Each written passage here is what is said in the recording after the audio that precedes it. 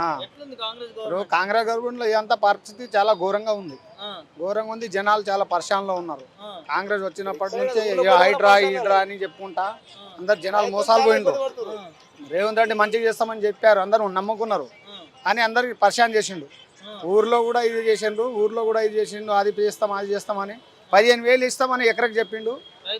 రైతు భరోసా 6,000 ఇచ్చిండు మాకు ఎకరాకు. 15,000 ఎకరాకు ఇస్తా అని చెప్పిండు వాగ్దానం ఎలక్షన్ ముందు.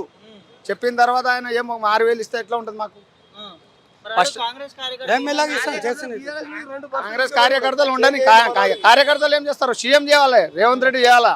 రేవంత్ రెడ్డి చేస్తేనే అందరు కార్యకర్తలు కూడా సపోర్ట్ ఇస్తారు.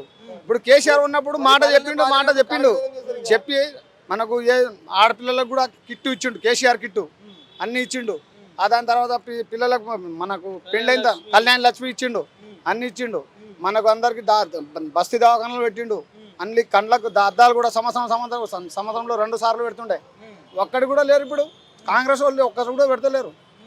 ఎవరు పరిచయం అవుతున్నారు? పబ్లిక్ పరిచయం అవుతున్నారు. కేసీఆర్ ఉన్నప్పుడు మంచిగా చేసిండు, అన్ని అందరికి కరెంటు ఫ్రీ ఇచ్చిండు, అన్ని ఫ్రీ ఇచ్చిండు. మనకు ఆయన చెప్పిన హామీ మొత్తం ఇచ్చిండు, మనకు హామీలు మొత్తం ఇచ్చిన తర్వాత ప్రజలంతా ఖుషిగా ఉన్నారు. ఇప్పుడు అంతా లేరు. ఇప్పుడు తులం బంగారం చెప్పిండు కాంగ్రెస్ వాళ్ళు, ఒక్కరన్నా ఇప్పుడు ఇచ్చిండ్రా? 6 గ్యారంటీ చెప్పిండు. ఒక 6 గ్యారంటీలో ఒకటే బస్సు ఫ్రీ ఇచ్చిండు, ఒకటే బస్. దాని తర్వాత ఏం ఇవ్వలేదు ఆయన. దాని తర్వాత ఏం లేదు. ఈయన చెప్పింది ఏం లేదు.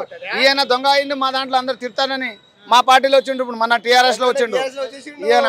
అందుకోసం మేమే చెప్తున్నాం, మేము అందరికీ చెప్తున్నాం. మేము చెప్తున్నాం కదా, మా పార్టీలో మేమే తెచ్చినాం, ఆయన మేము పిలుచుకొచ్చినాం. ఆ పాలన బాగాలేదని ఆయనే చెప్పిండు మాకు. సరే మేము టీఆర్ఎస్ లో పిలుచుకొని పోయినాం ఆయనకు.